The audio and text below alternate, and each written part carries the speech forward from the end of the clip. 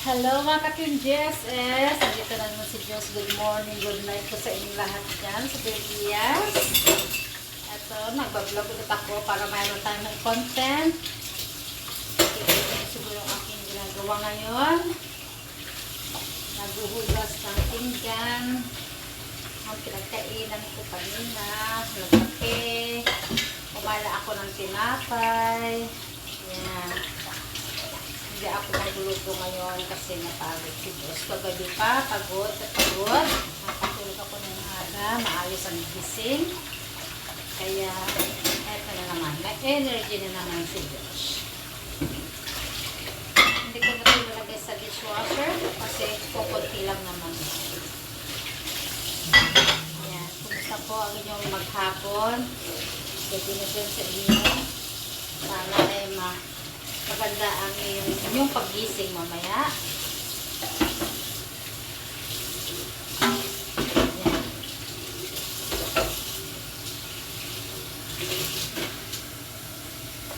Lalagyan natin ito ng sabon kasi wala na, paubos na.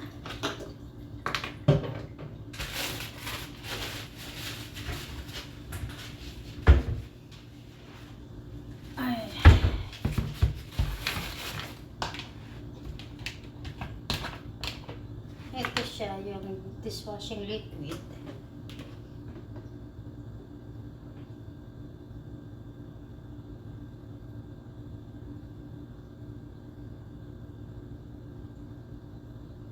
Ayan.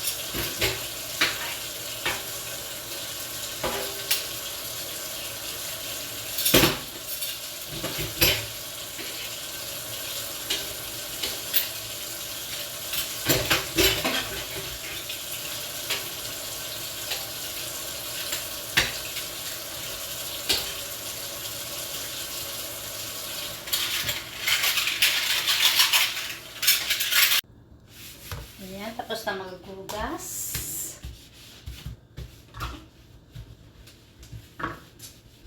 Bago tayo pumasok ay maglilinis muna tayo ng kusina para malinis ang mga gamit. Iiwanan natin.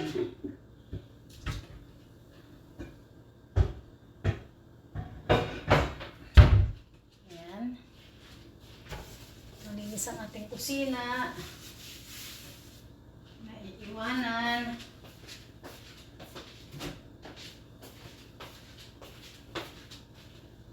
Ayan, si Josh. Pahinga tayo ng konti. Tapos, magwalis-walis muna tayo dito sa ating kusina.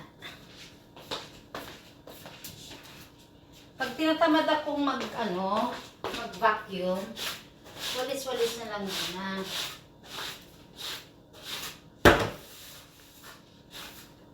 Kasi, mag-vacuum ako dito every Saturday lang. Nagmamap. Yan.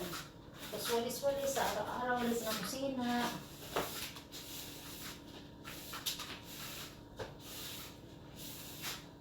Mamap. Ganun. Pagka maganda lang yung aking pakiramdam. Yun lang.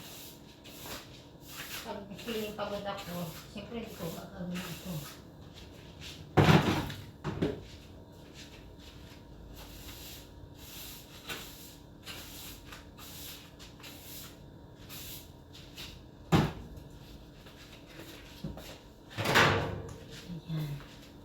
Tapos, ang gagawin natin ay maglalagay tayo sa air fryer ng pink salmon. Ayan ang ulam natin mamaya. At dadalhin ko yung natirang munggo na ginisa ko nung isang araw. Ginisa ko nung Monday. Monday ako nagbunggo. Yun ang dadalhin natin para sa ating mga kasamahan sa trabaho. Yan. Kasi hindi naman nakakainin ni Diyos ang mga leftover niya dito sa ref. So, papakain natin. Papaulam natin sa mga kasamahan natin. Ayan. So, ito ng ating pig salmon. Papakita ko sa inyo. Ito ang ating pig salmon na ready to. Ano na siya? Ayan.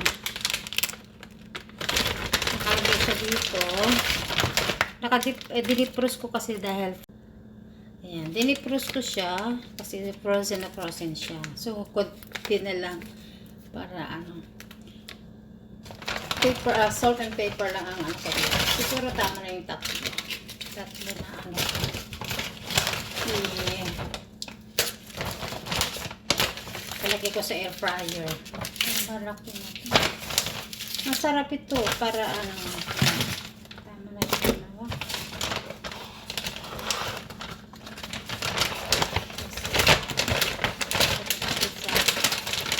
Kaya sa freezer.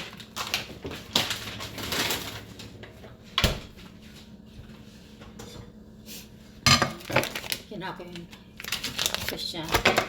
Saka may kanin naman na ako dito kahapon.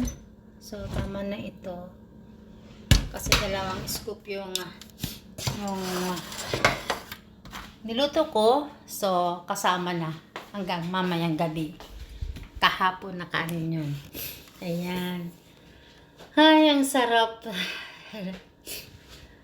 Sarap ng ng magbakasyon ulit. Parang ako napapagod sa trabaho. Okay, see you next time and see you on my upcoming LS December 2. Ayan.